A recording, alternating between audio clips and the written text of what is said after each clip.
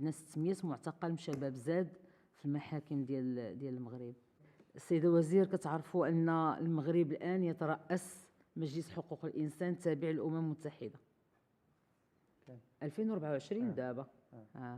دابا كيفاش حنا كنترأسوا هذا المجلس وحاليا عندنا 600 معتقل شباب زاد في المحاكم ديال المغرب؟ 600 ما وصلناهاش حتى في حراك الريف، وما وصلناهاش في الارهاب ديال 2000 في القضايا ديال الارهاب ديال 2003. مع العلم ان هاد 600 فيها قاصرين، وشخصيا حضرت القاصرين ديال 16 سنه و17 سنه اللي ما تمش اطلاق السراح ديالهم. تم اطلاق سراح قاصر اللي عنده 13 عام وعنده 14 عام، والقاصر ديال 16 و17 لم يتم اطلاق سراحه. والملفات حاليا راه معروضه، كاينه ملفات التي حكمت، ولا كاين الخطير هي الملفات اللي كتعلق بالجنايات.